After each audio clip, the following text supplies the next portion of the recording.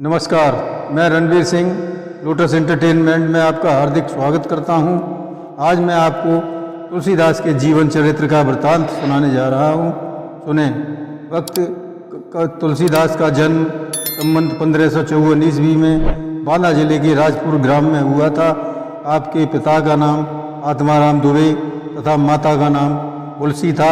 आप जाति के सरयू पारीण ब्राह्मण थे। इनका जन्म अभुक्त मूल नक्षत्र में होने के कारण बालक के अनिष्ट की आशंका से माता पिता ने इनका परित्याग कर दिया। कुछ काल तक तुलसी की दासी चुनिया ने इनका लालन पालन किया। उनकी मृत्यु हो जाने पर इस अभागे बालक को भगवान शंकर की प्रेरणा से स्वामी नरहरानंद जी ले आए। वे इन्हें पहले अयोध्या और बाद में सूकर क्षेत्र में ले गए। इनका नाम राम भोला रखा गया तथा संवत 1561 की माघ शुक्ला पंचमी को इनका यज्ञोपवीत संस्कार किया गया। अत्यंत प्रखर बुद्धि होने के कारण राम भोला ने अल्पायु में ही यथेष्ट विद्यापार्जन कर लिया। इन्होंने गुरुजी को रामचरितमानस कंठस्थ करके सुनाया। तब इन्होंने उनका नाम तुलसीदास रख दिया। कुछ समय पश्चात आप काशी चले आए और 15 वर्ष तक विद्या अध्ययन किया। तत्पश्चात गुरुजी की आज्ञा लेकर आप अपने गांव चले।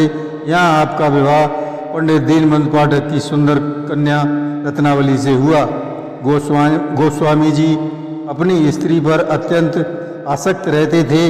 एक बार अपने मायके चली गईं तो शाम को जब तुलसीदास जी घर आए तो उन्हें रत्नावली कहीं दिखाई नहीं दी, जिससे वे अत्यंत व्याकुल होकर रात में ही ससुराल चल दिए।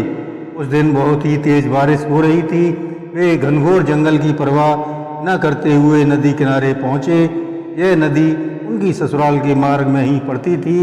इसी तरह लकड़ी के लट्ठे के सहारे आप ससुर के घर पहुँचने में कामयाब हो जाते हैं। दरवाज़ा बंद होने के कारण एक रस्सी के द्वारा पत्नी के कक्ष में पहुँचने में सफल होते हैं। तब पत्नी ने पूछा, इस समय आप किस तरह पहुँचे? तुलसीदास जी अपने रास्ते का विवरण बताते हैं। दरअसल जिसे लकड़ी का लट्ठा समझ रहे थे वो तो एक लाश थी।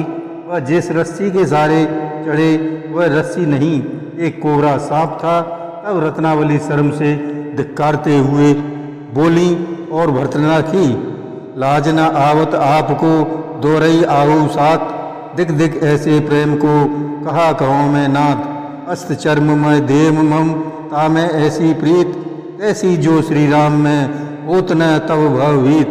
पत्नी का यह वचन रूपी तीर मर्म स्थल में लगा तो गोस्वामी जी सांसारिक बंधन त्याग कर श्री राम भक्ति के मार्ग प्रशस्त मार्ग पर बड़े वेग से दौड़ चले। चलकर वे प्रयाग होते हुए काशी आए और वहाँ श्री राम कथा कहने लगे। उन्हें एक प्रेत मिला। उसने उन्हें हनुमान जी का पता बताया। हनुमान जी से मिलकर तुलसीदास ने अपने श्री राम दर्शन की अभिलाषा पूर्ण करने का प्रयत्न किया। हनुमान जी ने उन्हें चित्रकूट पर भेजा। एक दिन उन्होंने मार्ग में दो सुंदर राजकुमार घोड़े पर जाते हुए देखे। वे उनकी सुंदरता पर मोहित होकर देखते हुए खड़े रह गए। फिर हनुमान जी ने सारा भेद बताया। तब वे बड़े पछताए। फिर एक दिन चंदन घिसते समय दो सुंदर बालक आए और उन्होंने तुलसीदास जी से चंदन मांगा। उन्हें चंदन देकर तुलसीदास जी उनके हाथ से अपने मस्तक पर चंदन लगवाने लगे। उन्हें फिर भी अचेत देखकर हनुमान जी ने तोते के रूप में यह दुआ पढ़ा, चित्रकूट के घाट पे वही संतन की भीड़, तुलसीदास चंदन घिसें तिलक देत रघुवीर। अब तुलसीदास को होश आया। उन्होंने भगवान की रूप माधुरी को छक्कर पिया। तत्पश्चात भगवान अंतर्ध्यान हो गए। भगवान के आदेशानुसार गोस्वामी जी चलकर पुनः अयोध्या आए और उन्होंने संवत 1631 ईस्वी के मधु मास की रामनवमी को रामचरितमानस की रचना प्रारंभ की। इस महान काव्य की रचना में उन्हें समय 2 पर श्री भगवान शंकर तथा हनुमान जी से प्रेरणा मिली। यह ग्रंथ 2 वर्ष 7 महीने और 26 दिन में लिखकर समाप्त हुआ। समाज में गोस्वामी जी के बढ़ते हुए प्रभाव को देखकर पंडितों को बड़ा दाह हुआ। उन्होंने रामायण को चुराने के लिए 2 चोर भेजे। चोरों ने सुंदर धनुषधारी राजकुमारों को गोस्वामी की कुटिया की रक्षा करते हुए देखा तो वे भयभीत होकर भाग गए।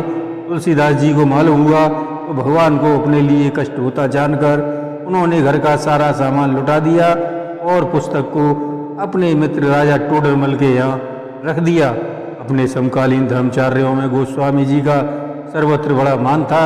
नावादास जी ने आपकी प्रशंसा में एक छप्पे लिखा है। ब्रज के 84 वैष्णवों की वार्ता में भी आपका उल्लेख है। स्वामी मधुसूदनाचार्य दंडी जी के निम्न श्लोक में गोस्वामी जी का तत्कालीन विद्वत वर्ग में श्रेष्ठ स्थान स्पष्ट हो जाता है। दंडी जी ने लिखा है, आनंद काने यश मन जंग मस्ती स्तुरु कविता मंजरी भात राम भ्रमर भूषता। तुलसीदास जी के विषय में अनेक किद्वंतियाँ प्रचलित हैं। उनसे यह स्पष्ट है कि वे एक उच्च कोटि के अनन्य भक्त थे।